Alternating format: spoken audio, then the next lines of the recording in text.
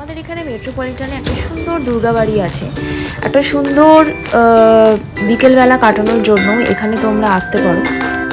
জায়গাটা সত্যি খুব ভালো, মায়ের দর্শনে মন খুব ভালো হয়ে যায়।